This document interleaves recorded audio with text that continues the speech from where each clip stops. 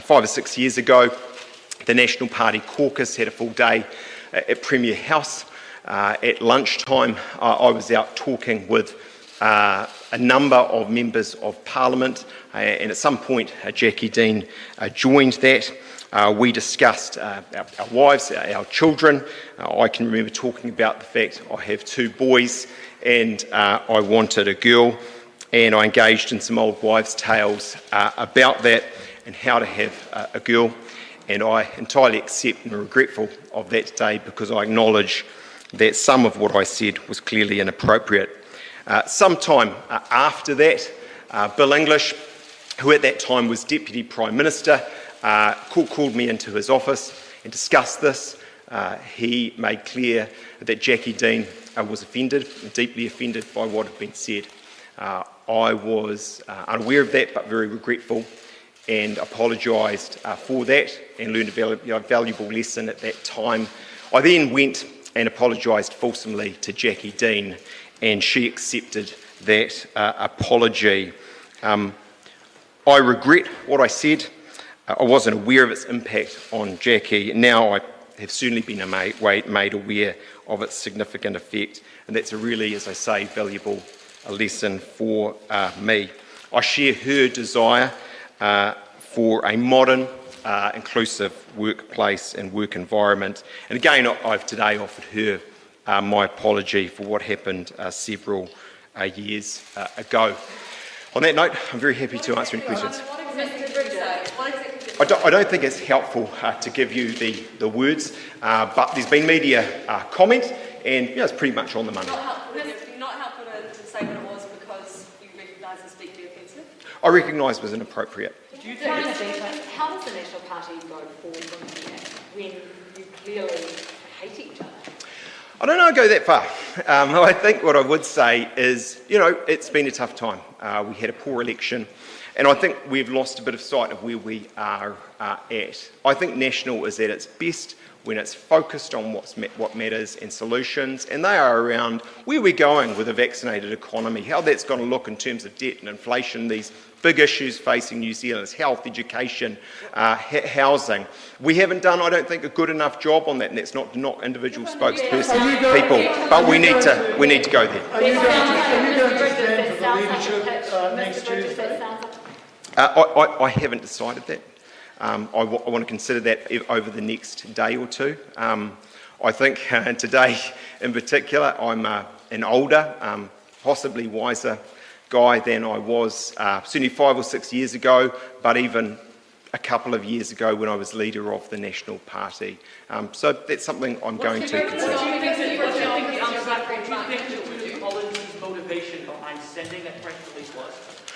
Well, I made that clear this morning, which I said it was a desperate move. I stand by that. That's my view. And she shouldn't have sent out that press release. Was she trying to curtail any leadership bid by you? I think there's no doubt we're in a situation where the polls tell a story, where for many years National's polling and support from New Zealanders always had a 4, sometimes even a 5 on it. At the moment, we're not breaking 3. And, I think the buck stops on that. Yes, it's a team issue, but with the leader. How likely is it that you will challenge the leadership? I'm considering this. The reality is, despite the media commentary, there wasn't a vacancy. I was genuine. I was genuine in my clear statements to you and to others about not having an intention to stand where things were at. That's changed. I'm going to consider it. I do think I'm older and a bit wiser. I think I have a sense of what New Zealand needs at this time. But let's think that through. I'm going to think that through over the next day. Does he explain how this has come up again? Did Jackie Dean go and talk to Judith Collins? How is this victory eventuated? Do you know anybody? That's my understanding, but I don't want to characterise that. Jackie has made a statement, and I don't think it's for me to get into that. Could you work with Judith Collins in the future? Collins should stand again at the next election, as she has said she would, given the level of division that surrounded her leadership. I've made it clear this morning, both in my brief comments to the media, really, and elsewhere, that I didn't have confidence in Judith Collins. I was, let's put it euphemistically, very unhappy with the press release last night. And in the end, those are matters for her. I will acknowledge that Judith has and did take over the National Party at a difficult time in the age of COVID, and she has been responsible for some rebuilding of the National Party that will be helpful to the team in the future. Could you work with her in the future? What do you say about the state of the National Party if you were rolled as leader and then possibly come back as leader? Well, there's a few examples of that around the world. I'm not suggesting that's necessarily going to happen. Let's not get ahead of ourselves. We've only had a vacancy this morning. I'm being as upfront as I can, which is that I'm going to consider it over the next day or two. Could you work with Judith Collins in the future? Look, I can work with anyone, I think, within reason. I could work with various coalition partners if that was the privilege that National had, and we're a wee way from that at this time, and I could work with all of my caucus colleagues. How do you think Judith Collins' tenure as leader will be remembered? Look, I think it will be remembered as a difficult time, as a time where perhaps weren't as on top of the issues that matter to New Zealanders and the solutions as perhaps we could have been, but it was also a time of rebuilding, and Judith deserves some credit for that. So did she also immediate reaction when you saw that first statement come through last night? I was surprised. There had been a very brief, very poor process from Judith Collins, where I had not been informed of what the actual matter was. And so when that press release came out, as I say, to say the least, I was very surprised. Does the press release says that the board supported the move unanimously? Is that your understanding? Did you talk to the board about that? That's not my understanding. My understanding is that effectively they considered it as a matter for the leader of the National Party. It wasn't one they had a position on. I'll take a couple more. I'll go to Jenna and then Jane. Did Shane Murphy threaten you on Tuesday night? I'm not going to get into characterising discussions. Jane. No, what was the discussion then? I'm not going to get into characterising Did you discussions have a with discussion colleagues. with Shane Private Murphy? discussions stay private. Did he threaten to Jane. did he threaten to take a story to Cameron Slater and Simon Luckman? I'm not going to characterise discussions. What is absolutely true, though, is I had, before the press release, no knowledge of the specific matters that Judith Collins had been talking about.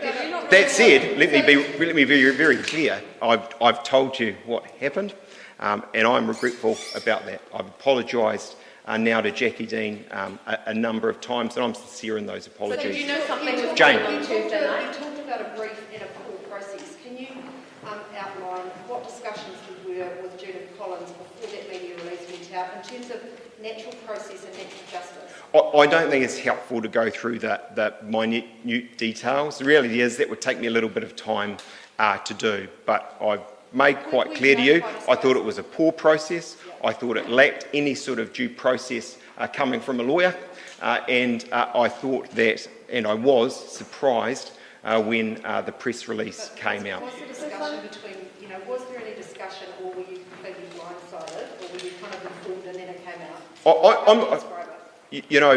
Given where things are at, we're in a situation where the leader of the National Party this morning was Judith Collins, isn't. We've had a vote of no confidence. We're now in a process of thinking that through and how we best position for New Zealanders in the future.